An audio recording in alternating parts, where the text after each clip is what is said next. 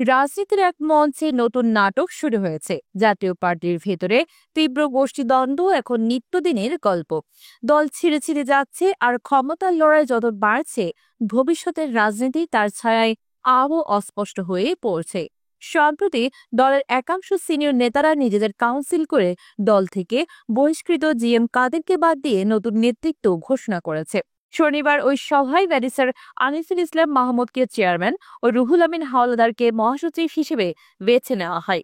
কাউন্সিলের প্রধান অতিথি জাতীয় পার্টির অন্য শাখার নেতা জিপি চেয়ারম্যান আনোয়ার হোসেন মঞ্জু মনে করিয়ে দিয়েছেন, দলের সংঘাত অবশ্যম্ভাবী, আর যারা টিকে থাকবে শুধু তারাই ক্ষমতা ধরে রাখতে পারবে। তার কথায়, সংঘাত যত কঠিন হোক, সক্ষমরা টিকে থাকবে আর অপরেরা ইতিহাসের পাতায় হারিয়ে যাবে।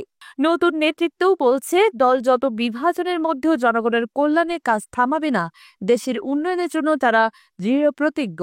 অন্যদিকে জাতীয় পার্টির আরেক শীর্ষ নেতা কাজী ফিরোজ রশিদ দলের ঐক্যের গুরুত্ব জোর দিয়েছেন। তিনি বলেছেন, বিএনপির ক্ষমতা আসার জন্য জাতীয় পার্টির ঐক্য অপরিহার্য। তার মতে, তারেক রহমানের প্রধানমন্ত্রী হওয়ার আনুষ্ঠানিকতা এখন মাত্র অপেক্ষার বিষয়। তিনি আরো সতর্ক করেছেন, যদি নির্বাচন হয় তাহলে ভোট হবে আগের মতোই সঠিক সময়ে, ভোটের আগে বিজয় মিছিল হবে, আর দলের মধ্যে কোনো অপরাধমূলক ঘটনা সহ্য করা হবে না। সবাইকে ঐক্যবদ্ধ হতে হবে।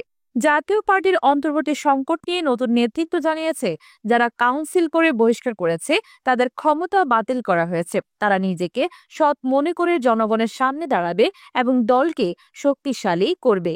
এই দ্বন্দ্বের মূল পটভূমিতে জিএম কাদের ও তার অনুসারীদের অবস্থান স্পষ্ট। গত কয়েক মাসে কাদের দলের কয়েকজন সিনিয়র নেতাকে বহিষ্কার করায় দল বিভক্ত হয়ে পড়েছে। আনোয়ার মঞ্জু আরো বলেছেন, সরকার সঠিকভাবে কাজ করছে না, সংস্কারের দরকার হলেও তা বাস্তবায়িতও হচ্ছে না। দলের মধ্যকার সংঘাত থেকে কেউ অব্যাহতি পাবে না। ভবিষ্যতে যারা নেতৃত্ব দেবে তারাই জিতবে, বাকিরা হারবে। তিনি আশঙ্কা প্রকাশ করেছেন, এই গোষ্ঠীদ্বন্দ্ব অব্যাহত থাকলে জাতীয় পার্টির ভবিষ্যৎ সংকটাপন্ন হবে। দলের ঐক্য ফিরিয়ে আনা না হলে রাজনৈতিক মানচিত্রে তাদের অবস্থান দুর্বল হতে বাধ্য। বিশেষজ্ঞরাও মনে করেন, বিএনপির সঙ্গে জোট থাকা সত্ত্বেও দলে গোষ্ঠীদ্বন্দ্ব দলটির ভাবমূর্তিকে ক্ষতিগ্রস্ত করছে। তারা দ্রুত ঐক্য ফেরানো ও জনগণের আস্থা অর্জনে জোর দিতে বলছেন। নতুন নেতৃত্বের আশা দলকে শক্তিশালী করে দেশের সেবায় তারা এগিয়ে যাবে। রাজনৈতিক পর্যবেক্ষকরা বলছেন, জাতীয় পার্টির এই দ্বন্দ্ব ও নেতৃত্ব সংকটের ফলে আগামী দিনে ক্ষমতার ভাগাভাগি ও রাজনৈতিক প্রভাবের দিক নির্দেশনা পরিষ্কার হবে। দলের ঐক্য বিঘ্নিত হলে আগামী নির্বাচনে তাদের প্রধান রাজনৈতিক শক্তি হিসেবে দাঁড়ানো কঠিন হবে।